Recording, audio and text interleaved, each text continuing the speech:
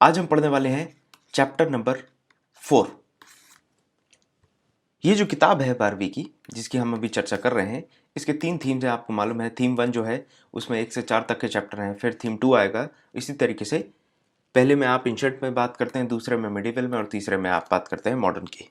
बात करें इस पर्टिकुलर चैप्टर की, तो इस चैप्टर में जितनी भी बात करी जाएंगी आपको समझ में आएगा, ये सब आपको पता है, बस इसको कहने का या फिर थोड़ा सा समझाने का तरीका जो है वो बदल दिया गया है।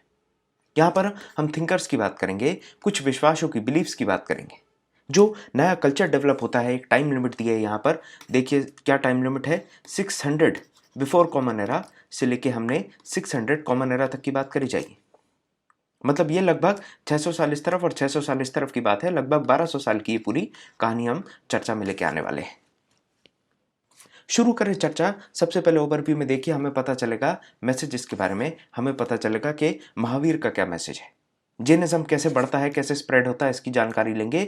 बुद्धिज्म की बात करेंगे और बुद्धा की जो क्वेस्ट थी, जो खोज थी एनलाइटनमेंट के लिए, जिसको आप निर्वाण भी कहते हैं, उस खोज की जो क्वेस्ट है, जो उनने तलाश किया, किस तरीके से तलाश किया, इसके बारे में जानकारी लेंगे। अब जो बुद्धा ने एनलाइटनमेंट प्राप्त कर ली, उनको ज्ञान प्राप्त हो गया, तो वो ज्ञान लोगों के साथ बांटेंगे और उसको आप कहते हैं टीचिंग्स ऑफ बुद्धा। उसकी चर्चा करेंगे और उसके साथ में स्तूप, जिसके बारे में मैं आपको बता चुका हूं। जो चौथा चैप्टर है हमारा 11वीं का, जो 11वीं में फाइन आर्ट्स की चर्चा की है, उसमें हमने 4th चैप्टर पढ़ाया है, जिसमें काफ़ी गहराई से स्तूपा, चैत्य, विहार, इन सब की चर्चा की है, अलग अलग जोग्राफिकल लोकेशंस के साथ। उनके क्या महत्व है, इनके बारे में समझेंगे। जो नए नए रिलीजियस ट्रेडिशंस आ रहे हैं, आप देखेंगे हिंदुज्म में भी डेवलपमेंट आती हैं, वैष्णविज्म आता है, शैविज्म आता है, अलग अलग डेटीज डेवलप होते हैं, उनके ऊपर स्टडीज होती हैं, उनके बारे में जानेंगे। और पुराण का भी यही काल है।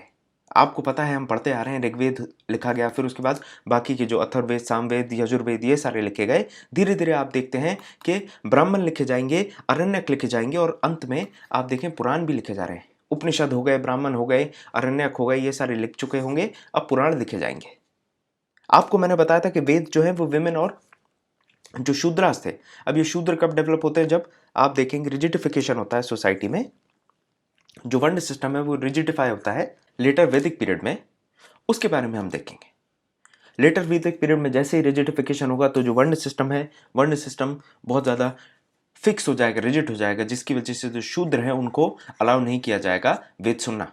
लेकिन पुराण एक ऐसी चीज थी जिसके बारे में आप देखेंगे विमेन जो है वो सुनने वाली हैं, उनको अनुमति होगी सुनने की, और जो शूद्र हैं उनको भी अनुमति होगी सुनने की। सामने इस पिक्चर को देखें जरा गौर से और इसको पहचानने का प्रयास करें। जी हाँ, बहुत सही जगह पहुंचे हैं। मैं आपसे सांची के स्तूप की बात कर रहा हूँ। ये जो आपके सामने है, ये सांची का स्तूप है, जिसमें आपको यहाँ पर तोरण देखने को मिल रही है। यहाँ तोरण पे जातक कथाएं लिखी हैं। जातक कथाएं वो ऐसी कथाएं होती हैं जो बुद्ध के जीवन से संबंधित है, बुद्ध के जो पास्ट लाइफ है उससे संबंधित है। इसके साथ में आप ये बाउंड्री देखिए, एक ये जो है ये प्रदक्षिणा पथ है और एक और जो है ये भी प्रदक्षिणा पथ है। ऊपर जो ये अंडे आकार का दिख रहा है, इसको अंडा कहते हैं, और ऊपर छतरियां वगैरह आपको दिखेंगी। वो सब हम आगे भी चर्चा करेंगे, लेकिन आप इस पिक्चर को याद रखें। कभी कभी ऐसा होता है मेंस के एग्जाम में आपसे सीधा इसी पर्टिकुलर पिक्चर के ऊपर सवाल पूछ लिया जाता है। आपको इस पिक्चर को अपने मन में रख पाएंगे तो आंसर लिख पाएंगे। अब शुरू करते हैं कहानी सांची से ही, क्योंकि मैंने आपको सांची की पिक्चर दिखाई। सांची काफी पुरानी साइट है। अशोक ने इसको डेवलप किया। अशोक ने कब डेवलप किया, ये 3rd सेंचुरी बीसी में इस चीज को डेवलप कर दिया गया था। लेकिन आप देखें समय जैसे आगे बढ़ेगा तो ये इतिहास के पन्नों में कहीं दब जाएगा। फिर एकदम से कहानी उठ के आ जाती है 1818 पे। आप देखिए इतने साल ये इसकी कोई चर्चा नहीं होगी, और 1818 में अचानक से खबर आती है कि सांची स्तूप जो है उसको डिस्कवर कर लिया गया है। सांची स्तूप को डिस्कवर कर लिया, लेकिन इसमें सबसे बड़ी दिक्कत यह है कि ये जो काम होते हैं ना, गड़े मुर्दे उखाड़ने वाले, इस तरीके से जो पुराने काम होते हैं, इनमें इन्वेस्टमेंट अच्छा खासा लगता है, लेकिन स्पॉन्सर्स नहीं मिलते हैं। आप देखें आज भी बड़े बड़े जो भी हिस्टोरिकल डेवलपमेंट्स होते हैं, डिस्कवरीज होती हैं, उसके लिए स्पॉन्सर्स की बहुत ज़रूरत होती है, क्योंकि जो आर्कियोलॉजिस्ट है या जो रिसर्चर है वो खुद ही बहुत ज़्यादा इन्वेस्ट करके रखा होता है, उस पर बहुत ज़्यादा उधार होता है, कहीं ना कहीं उसको स्पॉन्सर की तलाश होती है। यहाँ पर आप देखें जो फ्रेंच हैं उनको एक स्पॉन्सर मिला शाहजहां बेगम के तौर पे, जिनसे परमिशन मिल गई इनको कि जो गेटवे वगैरह है इसको प्रिजर्व कर पाएँ, इसको म्यूजियम में डिस्प्ले कर पाएँ फ्रांस में। लेकिन आप देखेंगे अंत में ये इस चीज़ को मना कर देंगे। इसकी चर्चा हम आगे करेंगे। तो कहीं ना कहीं इनसे इनको असिस्टेंस मिलता है, स्पॉन्सरशिप मिलता है, और फ्रेंच बस नहीं, इंग्लिश जो होते हैं उनको भी मिलता है, और सिर्फ शाहजहां बेगम से नहीं, उसके बाद जो उनकी सक्सेसर आती हैं जहान बेगम, सुल्तान जहां बेगम, उनसे भी सपोर्ट मिलता रहता है।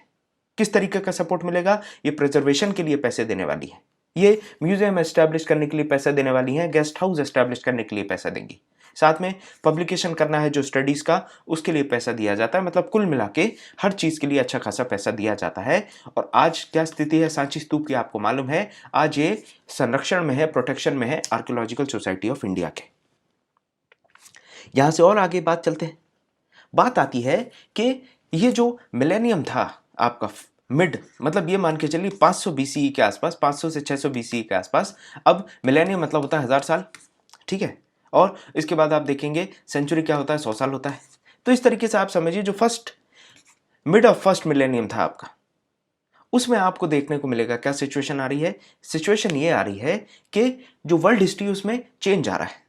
वर्ल्ड हिस्ट्री में चेंज कैसे आ रहा है इसको समझिए। जो जतूरा है ये ईरान में अपनी थिंकिंग लेके आते हैं, अपने आइडियाज को लेकर आते हैं।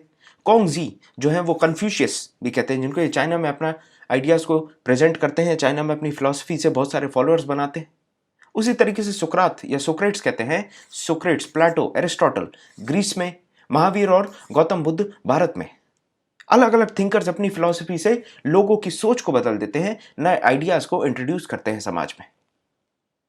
आप देखिए ये ऐसा ही समय है जिस समय नए नए साम्राज्य आ रहे हैं, नए किंगडम बन रहे हैं। भारत में जब मगध बन रहा था, जो बड़े नए नए शहर आ रहे थे, इंट्रोड्यूस हो रहे थे, चाहे ट्रेड की वजह से, कॉमर्स की वजह से, या कल्चरल डेवलपमेंट की वजह से, या फिर रिलीजियस पॉइंट ऑफ व्यू से नई सिटीज आ रहे हैं, नए किंगडम्स आ रहे हैं। और इसी समय आप देखते हैं सोशल और इकोनॉमिक लाइफ जो है उसमें भी बदलाव आ रहा था। पर्टिकुलरली अब हम इंडिया की बात करें तो जो गंगा वैली है उसमें, यहां पर क्या होता है, जो थिंकर्स हैं, जैसे मैंने आपको बताया महावीर और बुद्ध जो है ये चीजों को समझने की कोशिश करते हैं और इस तरीके से अपने नए नए आइडियाज को, ज्ञान प्राप्त जो करते हैं उसको जब लोगों में फैलाते हैं, अपने नए नए आइडियाज को इंट्रोड्यूस करते हैं, तो एक अलग से एक रिलीजन की शुरुआत हो जाती है, एक कल्ट, एक सेक्ट की तैयारी हो जाती है। यहां पर आप देखिए ये जो रिलीजियस प्रैक्टिसेस हैं, या जो एक तरीके से हम कहते हैं जो रिचुअल्स होते हैं, जो परंपराएं हैं कि यज्ञ करना है या फिर सेक्रीफाइसेस करने, ये सारी चीजें बहुत पहले ही हमारे जो सिस्टम है उसमें इंट्रोड्यूस कर दी गई थी। जो अर्ली ऋग्वेद या फिर अर्ली वैदिक पीरियड था, जब ऋग्वेद लिखा गया था, उसी समय कर दी गई थी। मैंने आपको बताया था कि इंद्र को पूजा जाता था, पुरंदर के नाम से जाना जाता था, और इंद्र को रेन का गॉड कहा जाता था कि बारिश जो हो रही है वो इंद्र की वजह से। अग्नि है, विंड या फिर आप वायु कहेंगे, सोम जो है, सोम एक तरीके का प्लांट है जो इंटॉक्सिकेट करता है। इन सब की पूजा करी जाती थी ऋग्वेद में, और पूजा करने के लिए बकायदा हाइम्स हैं, मतलब कुछ जो श्लोक हैं वो डेडिकेट करे गए हैं पर्टिकुलरली ऋग्वेद में इन सारी एनर्जीज को, या इन सारे जो सोर्सेज हैं, पावर्स हैं जो नेचर के, उनको। इसके अलावा आप देखेंगे अगर ऋग्वेद आप ध्यान से पढ़े तो ऋग्वेद में जनरली बात करी जाती थी कैटल की, सन की, और अच्छी हेल्थ हो, लंबी जीवन हो, इस तरीके की चीजों पे बात करी जाती थी। और इनके लिए तरीके क्या थे? आप सेक्रीफाइस करो, सेक्रीफाइस मतलब आपको दान देना पड़ेगा या फिर बलि चढ़ानी पड़ेगी, इस तरीके की चीजें हुआ करती थी। इसमें ही जो ज्यादा पैसे वाले लोग होंगे जैसे राजा वगैरह हैं, तो उनके बारे में हमने चर्चा की थी कि वो अश्वमेध यज्ञ करते थे, राजसूय यज्ञ करते थे, वाजपेयी यज्ञ करेंगे, इस तरीके का अलग अलग यज्ञ करे जाते थे, सेक्रीफाइस करे जाते थे। और जो राजा हैं वो अपने पावर को भी शो करते थे, और साथ में जो ब्राह्मण हैं उनको भी बहुत ज्यादा धन धान्य, जो भी पैसे तो नहीं कहेंगे उसको, जो भी जानवर, क्योंकि उस समय cattle were seen as property, वो सब दिया करते थे। बहुत सारे जो ग्रांट्स है और जो हेल्प है, असिस्टेंट्स है, वो सब दिया करते थे ब्राह्मण्स को। समय बदला, समय किस तरीके से बदला? मैंने आपको बताया था कि वेद जो है, वेद तो आए, वेद के बाद क्या है, वेद के बाद आप देखेंगे ब्राह्मण भी आए, ब्राह्मण के साथ उपनिषद आए, अरण्यक आए, ये सारी चीजें साथ में डेवलप हो रही हैं। लेकिन एक टाइम आएगा जब पुराणों का डेवलपमेंट हो जाएगा। तो अब हम अगर उपनिषद की बात करें तो उपनिषद लगभग 6 सेंचुरी बीसी के आसपास उपनिषद में डेवलपमेंट आने लगे। अब उपनिषद का सीधा मतलब पहले समझ लीजिए। उपनिषद का मतलब यह है कि जो गुरु है, गुरु के पास आप बैठ के किसी बात के बारे में चर्चा करेंगे, कुछ सीखेंगे, उसको उपनिषद कहते हैं। यहां तक बात क्लियर होनी चाहिए। फिर बात आती है जब जो उपनिषद है उसमें बात करी जाती थी जीवन की, मृत्यु की, या फिर जो जीवन मृत्यु का चक्र है उसकी।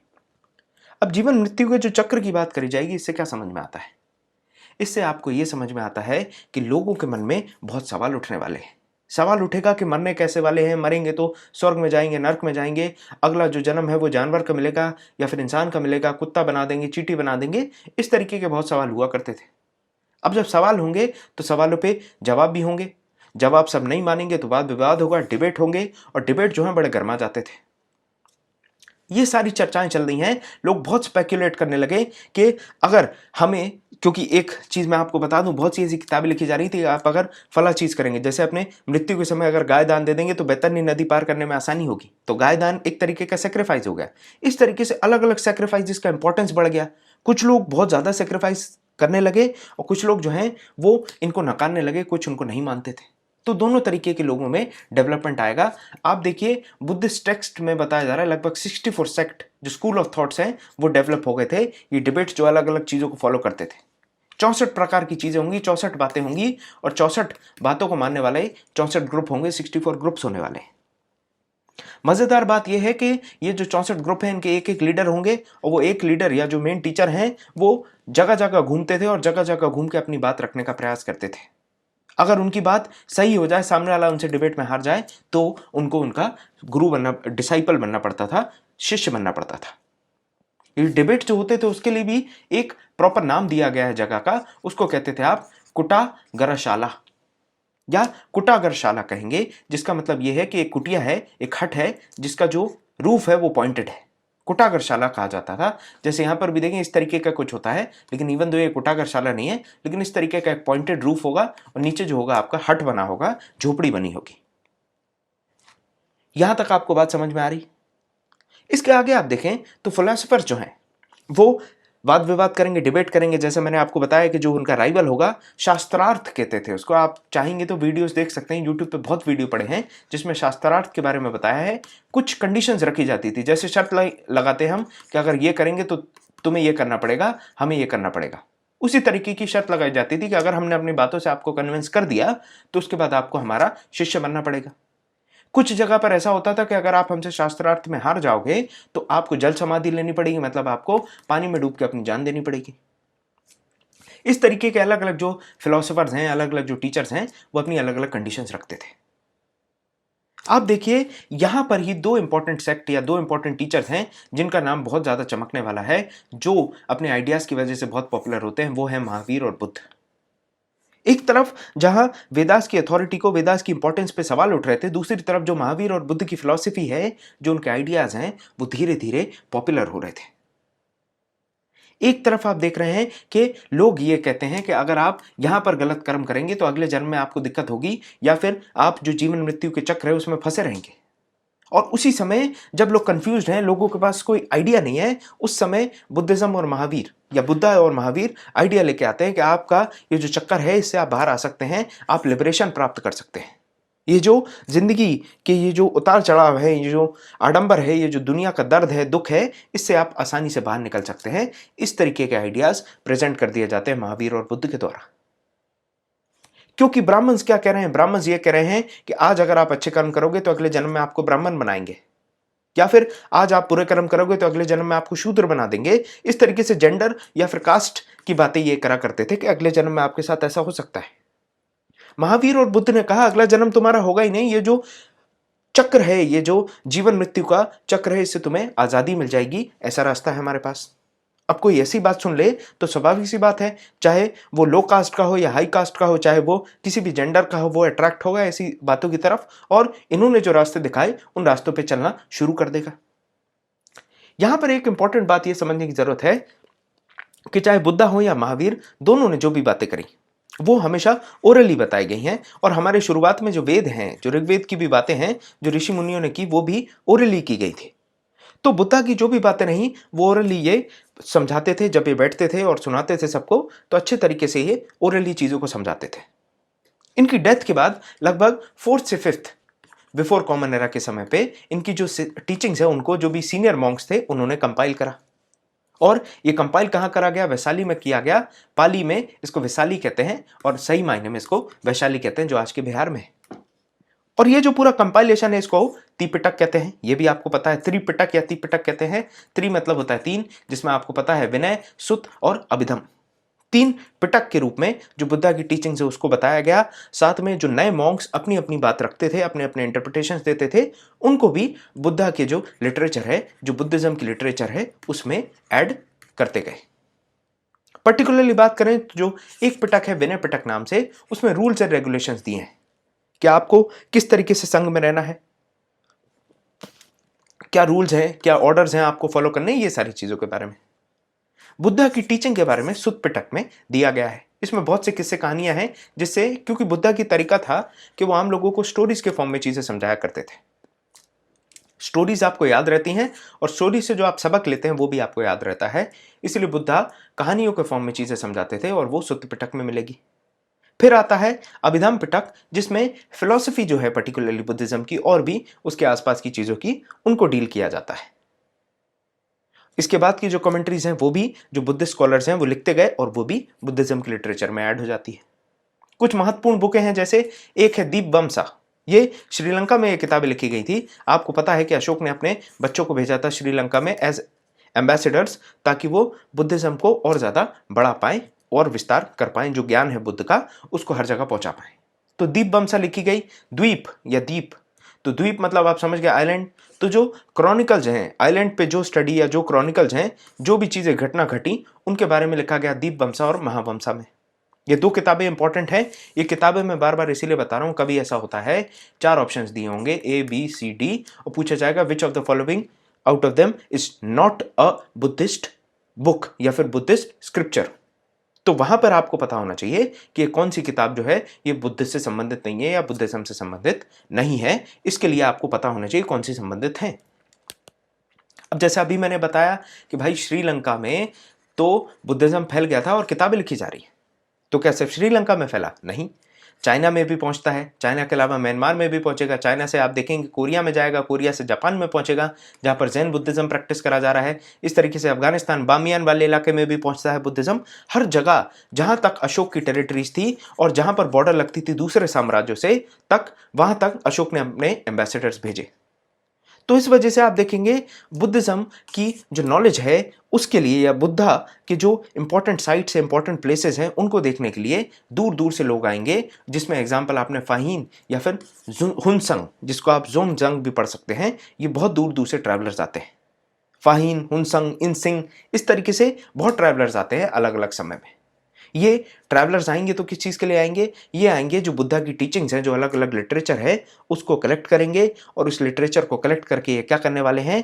उस लिटरेचर को कलेक्ट करके ये ट्रांसलेट करने वाले हैं अपनी अपनी भाषाओं में, ताकि ये अपने गांव में जाके, अपने शहर में जाके बुद्धा की टीचिंग्स को अपनी भाषा में समझा पाए।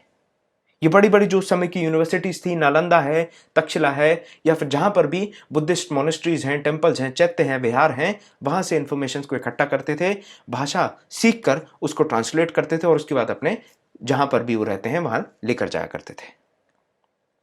ये जो ट्रांसलेशन है ये किस किस भाषा में होगा? आप देखेंगे पाली, संस्कृत, चाइनीज, तिब्बतीन, इस तरीके से अलग अलग भाषाओं में इसको 100 साल, बहुत सारे सालों तक ऐसे ट्रैवलर्स आते रहे और इनको अलग अलग भाषाओं में ट्रांसलेट करते रहे। इसके बाद जरा हम बात करें महावीर के बारे में, जो जैनास का आइडिया, जो जैनिज्म का आइडिया, इसकी बात करें तो आप देखेंगे यहां पर जो जैनास का आइडिया, जो जैनिज्म का आइडिया है, वो पहले से एग्जिस्ट करता था। ये एक इंपॉर्टेंट क्वेश्चन बन जाता है, एक काफी ज्यादा इंपॉर्टेंट पॉइंट है, इसको आपको याद रखना है कि वर्धमान महावीर जब आए उसके पहले से बुद्धिज्म, जैनिज्म के जो आइडियाज हैं वो एग्जिस्ट करते थे। लेकिन जो एक पुश मिला, वो पुश महावीर के आने से मिला। ये जो आइडिया है ये आम जन तक महावीर के आने से ये पहुंचा। तो ये 6th सेंचुरी के आसपास महावीर जो जैनिज्म के आइडियाज हैं उनको आगे प्रिवेल करते हैं, प्रोपेगेट करते हैं। अब यहां पर बात आती है कि जो जैन ट्रेडिशंस हैं उसके कुछ इंपॉर्टेंट टीचर्स। तो महावीर के पहले 23 टीचर्स हो चुके थे, मतलब महावीर 24 नंबर के टीचर हैं। सही मायने में अगर देखा जाए तो इनका एक ही काम था कि जो भव सागर है, ये जो एक रिवर है एग्जिस्टेंस की, इससे मैन और वेमेन को हमें गाइड करना है ताकि इसको ये पार कर पाए। मान के चलिए मैन एंड वेमेन यहाँ पर खड़े हैं और ये रिवर बह रही है, हम इस रिवर ऑफ एग्जिस्टेंस से ये मैन एंड वेमेन को इस तरफ पहुंचाना है। इनको निर्वाण या फिर जैनिज्म में इसको केवल्य कहा जाता है, केवल्य तक हमें पहुंचाना है। ये पॉइंट महावीर कहते हैं, जिसमें आपको बता दिया पहले तीर्थंकर का नाम ऋषभदेव था, 23rd तीर्थंकर का नाम था पार्श्वनाथ और 24वें तीर्थंकर का नाम है वर्तमान महावीर। इस तरीके से आपको तीर्थंकरों के नाम याद रखने हैं। कभी इस तरीके के सवाल भी आ सकते हैं, यूपीएससी में नहीं तो कभी कभी नेम स्पेसिफिक जो आपके सवाल हैं वो स्टेट पीसीएस में तो आ ही जाते हैं। अब अगर बात करें तो कहा जाता है जैनिज्म की जो बेसिक फिलॉसफी है, जो बेसिक प्रिंसिपल है, माना जाता है कि हर चीज में जान है। पत्थर है उसमें जान है, पहाड़ में जान है, पानी में जान है, टेबल में जान है, कुर्सी में जान है, हर चीज में जान है, आपके लैपटॉप में भी जान है। इस तरीके से हर चीज को जीव माना जाता है, हर चीज को जीव माना जाता है। और यहां पर एक अप्रोच दिखाया जाता है, नॉन इंजरी का अप्रोच रखा जाता है। चाहे इंसान हो, चाहे जानवर हो, चाहे इंसेक्ट हो, चाहे बैक्टीरिया हो, माइक्रो ऑर्गेनिज्म हो, प्लांट हो, आप किसी भी चीज को इंजर नहीं कर सकते, किसी भी चीज को आप वायलेंस किसी के साथ नहीं कर सकते। साथ में ये कहते हैं कि ये जो आपकी लाइफ एंड बर्थ की, ये जो बर्थ और रीबर्थ या फिर लाइफ डेथ और बर्थ वाला जो साइकिल है वो आपके कर्म के हिसाब से बनता है। आपके जैसे कर्म रहेंगे उस हिसाब से ये साइकिल चलने वाला है, ये कहते हैं। अगर आपके कर्म सही रहेंगे तो आपका अगला बर्थ नहीं होगा, या फिर इस तरीके से पूरी ये साइकिल चलाई जाएगी। कर्म इसका मेन ड्राइविंग फोर्स है। एक और इंपॉर्टेंट बात जो आपको समझने की जरूरत है, जैनिज्म बात करती है त्रिरत्नों की। 3 रास्ते हैं जिससे आप अपने जीवन को सही कर सकते हैं। ये जो कर्म है इसको आप कम कर सकते हैं। ये बड़ी फिलॉसफी है, लेकिन सीधा मतलब ये समझे, जो ड्राइविंग फोर्स है उसको आप खत्म कर सकते हैं, ताकि आप ये लिबरेट हो जाए, ये जो बर्थ और रिबर्थ वाली साइकिल है इससे बाहर आ जाएं। और इसका ट्रिक है KFC, केंटकी फ्राइड चिकन। सही मायने में माने तो इसको याद रखने का यही तरीका है, KFC, जिसमें K stands for knowledge, F stands for faith and C stands for conduct. यहां पर त्रिरत्न में कहा जाता है right faith, right knowledge and right conduct. ये 3 चीजें आपको याद रखनी है। This is the way you remember it.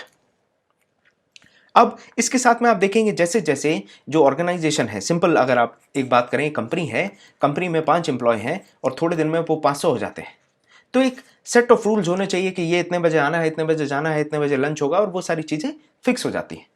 उस तरीके से जैन और बुद्धिज्म में भी आप देखेंगे इन्होंने भी अपने एक प्रॉपर सेट ऑफ रूल्स बनाए, जो आपके मॉन्क्स और नन्स हैं जो इस पर्टिकुलर फिलॉसफी को फॉलो करेंगे उनके लिए। जैसे ये जान नहीं दे सकते, ले सकते किसी की, कुछ चुरा नहीं सकते, झूठ नहीं बोलेंगे, ब्रह्मचर्य का पालन करेंगे, कोई प्रॉपर्टी के मालिक नहीं बनेंगे। इस तरीके के आइडियाज को फॉलो करा जाता था। और जैसे बुद्धा की टीचिंग्स उनकी डेथ के बाद उनके जो फॉलोअर्स हैं उन्होंने कंपाइल की थी, उसी तरीके से महावीर की जो टीचिंग्स हैं स्टोरी के फॉर्म में उनको भी कंपाइल करा गया, ताकि आम आदमी उन चीजों को आराम से समझ पाए। इंडिया जब आजाद हुआ था, 1947 की बात बता रहा हूं मैं, हमारा जो लिटरेसी रेट था वो 17% था, मतलब 17% लोग भारत के पढ़े लिखे थे। आज रफ एस्टिमेट लगभग 74% कहा जाता है, लेकिन इसमें भी वेरिएशन है, जेंडर बेस्ड वेरिएशन है, जोग्राफिकल वेरिएशन है। आप सोचिए, ये बात आपसे और पहले की करी जा रही, 6th सेंचुरी BCE की करी जा रही है। आप उस समय का एजुकेशन लेवल या फिर जो लिटरेसी लेवल है वो समझ सकते हैं, जब जेंडर इश्यूज थे, जेंडर बायस थे, कास्ट इश्यूज थे, कास्ट की वजह से पढ़ाई या फिर ये सब चीज़ें सुनने या लिखने या पढ़ने नहीं दी जाती थी। उस समय अगर किसी भी इंसान को कोई बात बतानी है, समझानी है, तो उसका सबसे अच्छा तरीका होने वाला है स्टोरी। क्योंकि स्टोरी तो 1 साल, 2 साल, 3 साल जो छोटा सा बच्चा होता है उसको आप सुनाते चलेंगे तो वो स्टोरी, भले उसको लिखना या पढ़ना नहीं आएगा, लेकिन वो स्टोरी में बातें समझ जाता है। तो इस तरीके का जो प्रक्रिया है वो जैनिज्म और बुद्धिज्म में अपनाई जाती थी। थोड़ी सी भाषा की बात करें, जैसे मैं स्टोरीज की बात कर रहा हूं, अब स्टोरीज की जो भाषा होनी चाहिए, अगर ये अंग्रेजी में पढ़ाएं तो किसी को सुनाई ना दे, समझ में ना आए, इसलिए प्राकृत जो आम भाषा थी, संस्कृत, प्राकृत, तमिल, पाली, ये जो आम भाषाएं चलती थी उनमें ये पढ़ाया करते थे। इसके अलावा और भी प्रूफ्स मिलते हैं, जैसे कहीं पत्थर पे या फिर जो टेक्स्ट मैन्युस्क्रिप्ट्स वगैरह लिखी हैं वो भी आपको मंदिरों में या लाइब्रेरियों में प्रिजर्व फॉर्म में मिल जाती है। बात करें बुद्धिज्म की, तो यहां पर जरा देखें किस तरीके से बुद्धिज्म फैलता है। यहां पर ये सिलन, श्रीलंका को पहले सिलन कहते थे, से बमियान अफगानिस्तान तक पहुंच रहा है, तिब्बत पहुंचेगा, चाइना, कोरिया, जो भी मैंने बताया था, जापान, ये सारी जगह पे, और जो आपका ये साउथ ईस्ट एशिया है, बर्मा और भी जगह जो इलाके इंडोनेशिया वगैरह हैं, इन सारी जगहों पर ये फैलने वाला है। ये हर जगह पर बुद्धिज्म फैलेगा, हर जगह पर बुद्धा के आइडियाज पहुंचने वाले हैं। और ये जो बुद्धा के आइडिया पहुंचने वाले हैं, इसी की वजह से तो जो पिलग्रिम्स हैं वो आने वाले हैं। बहुत सारे जो शरणार्थी हैं, जो आपके पिलग्रिम्स हैं, जो भक्त हैं, वो आने वाले हैं। आप यहां पर देखिए बुद्धा के जीवन में टर्निंग पॉइंट्स कैसे आते हैं। कहानी आपको बहुत अच्छे से मालूम है, राजा के बेटे पैदा होते हैं, बढ़िया जीवन रहता है, ऐश के साथ जीते हैं, बड़े से बंगले में, बड़े से महल में, इनको बाहर नहीं निकलने दिया जाता है। एक दिन ये कहते हैं कि मुझे शहर घूमना है, शहर घूमने जाते हैं तो वहाँ एक बूढ़े आदमी को देखते हैं, फिर देखते हैं एक बीमार आदमी को, फिर एक शव को देखते हैं, कॉप्स को देखते हैं, एक लाश को देखते हैं, और फिर देखते हैं एक आदमी जो घर से बेघर है, जिसके पास घर नहीं है रहने के लिए। इस तरीके की परिस्थितियां जब ये देखते हैं तो इनको समझ में आता है कि जीवन में बड़ा दुख है, जिंदगी पूरी दुख से भरी है, मैं बूढ़ा होऊंगा ऐसा हो जाऊंगा, मैं बीमार होऊंगा ऐसा हो जाऊंगा, मैं मरूंगा तो ऐसा हो जाऊंगा। इन्होंने कहा यार लाइफ में तो बहुत टेंशन है, और इसीलिए ये फिर रेनंसिएशन की बात करते हैं, और रेनंसिएशन के लिए ये घर छोड़ देते हैं, घर से बाहर निकल जाते हैं और ये तलाश में लग जाते हैं ज्ञान की, ताकि ये रेनंसिएशन पा पाएं, इस जो चक्र है इससे बाहर निकल पाएं। और जब ये ज्ञान प्राप्त कर लेते हैं तो अपना ये पहला सरमन देते हैं, जो ये पहला सरमन देने वाले सारनाथ में जो बनारस के पास है, उसको आप धर्म चक्र प्रवर्तन के नाम से जानते हैं। एक चक्र बना के सिंबलाइज करा जाता है, इस सिंबल के फॉर्म में, एक चक्र के फॉर्म में इसको दिखाया जाता है, धर्म चक्र प्रवर्तन को। तो ये देखिए, ये वही सीन है जब बुद्धा अपने घर से निकलते हैं, जब when he renounces his pleasureful life, his life as a prince, वो इसमें दिखाने का प्रयास किया जा रहा है। अब हम बात करें जरा टीचिंग्स ऑफ बुद्धा के बारे में। तो जैसा मैंने आपको बताया कि सुत्त पिटक जो है उसमें बुद्धा की टीचिंग्स के बारे में दिया है। गजब की बात यह है कि आज अगर आप देखेंगे, आज जितने भी गॉडमैन हैं, जितने भी भगवान के बंदे बनते हैं, वो सब सुपर नेचुरल मिरेकल्स दिखाने का प्रयास करेंगे। वो कहीं से भभूत निकाल देंगे, कहीं से सोना निकाल देंगे, कहीं से डायमंड निकाल देंगे, इस तरीके की चीजें ये करते हैं। बुद्ध ने सुपरनैचुरल पावर ना डिस्प्ले करते हुए कहानियों के माध्यम से परसुएशन और रीजन के बेसिस पे लोगों को अपनी बात समझाई। और जब लोग रीजन और परसुएशन से अपनी बात समझते थे तो वो ज्यादा लंबे समय तक इंपैक्ट देती थी, रेदर देन कोई चमत्कार करना।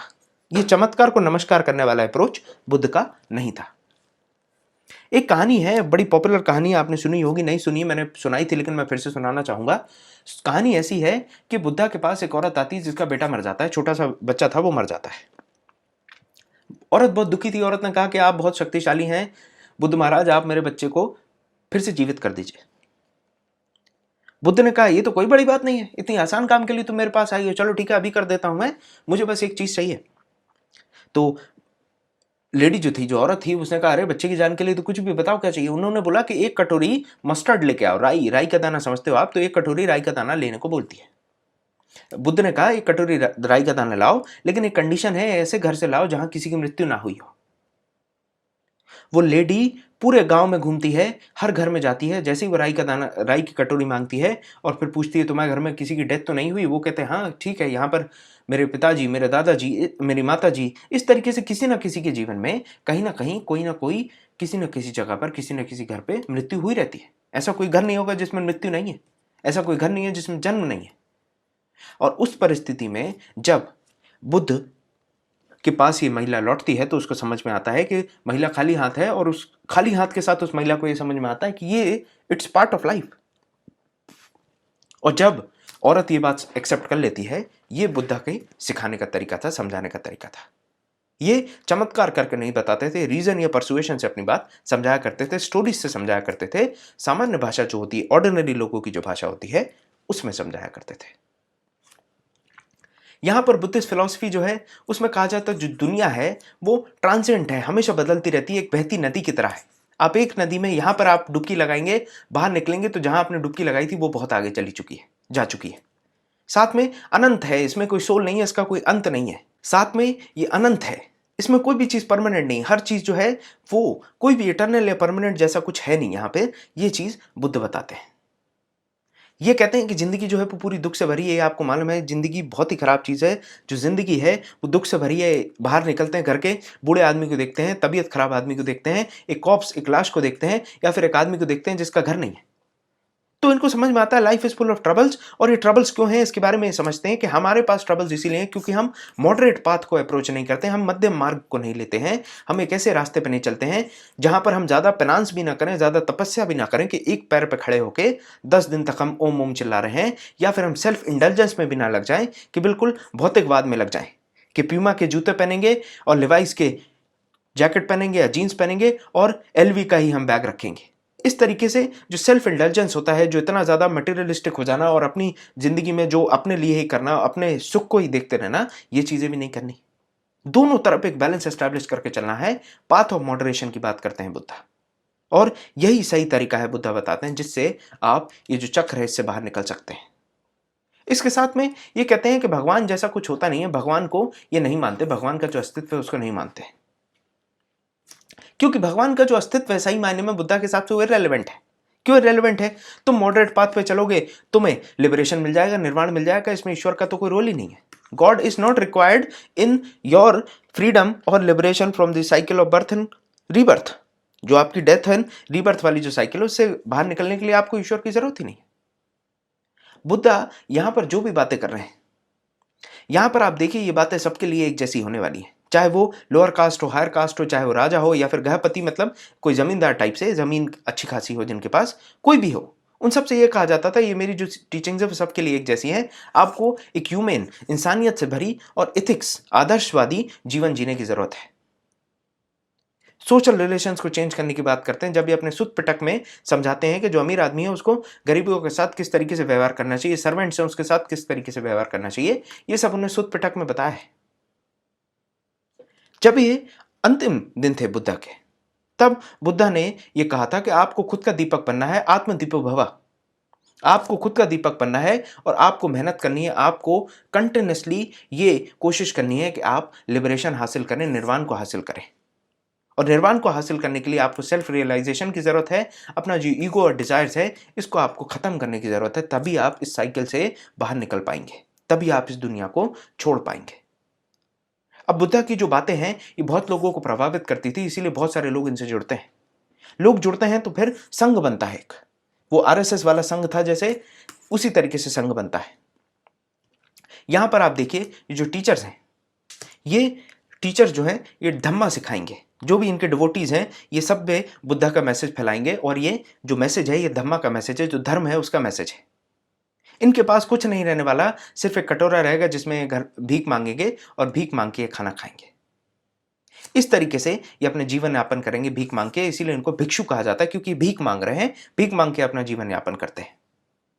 शुरुआत में इनका जो संघ है इसमें वेमेन को अलाउ नहीं करा जाएगा, लेकिन बाद में आप देखते हैं आनंद, जो काफी ज्यादा एक तरीके से कहें बहुत ज्यादा क्लोज और डियरेस्ट डिसाइपल था बुद्धा का, ये कहता है कि विमेन्स को भी हमें अलाउ करना चाहिए, जिसकी बात से विमेन को भी अलाउ करा जाता है। और पहली महिला जो बुद्ध की डिसाइपल बनती है वो थी महा प्रजापति गौतमी, जो उनकी फॉस्टर मदर है, वो इनकी पहली डिसाइपल बनती है, भिक्षुनी बनती है। ये जो लर्नेड विमेन होती थी, जो टीचर ऑफ धम्मा है, विमेन टीचर ऑफ धम्मा, इनको थेरीस कहते हैं, और जो लर्नेड टीचर ऑफ धम्मा है, जो मैन है, उनको थेरास कहते हैं। इस तरीके से इनको आइडेंटिफाई करा जाता है, इस तरीके से इनको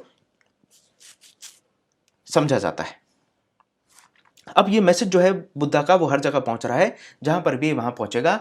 और संघ में अगर कोई भी आ रहा है, चाहे वो किंग हो या फिर गृहपति हो या फिर कोई हम्बल बैकग्राउंड से हो या फिर कोई लोअर कास्ट से हो, उन सबको एक तरीके से ट्रीट करा जाएगा। ये इंपॉर्टेंट बात है।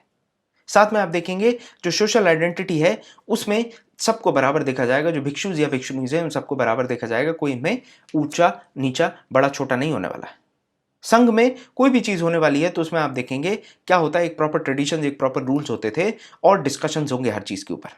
और अगर मान के चले कहीं पर भी डिसीजंस नहीं लिए जा पा रहे हैं तो उस जगह पर वोटिंग होगी, एक डेमोक्रेटिक तरीके से सॉल्यूशन निकालने का प्रयास किया जाएगा। धीरे धीरे आप देखते हैं जो बुद्धा जो है, यहां पर बुद्धिज्म या जो बुद्धा का मैसेज है वो धीरे धीरे आगे बढ़ रहा है। पूरे देश में जो टीचर्स हैं उनके, वो टीचर्स और धम्मा बुद्धा के मैसेज को आगे फैला रहे हैं।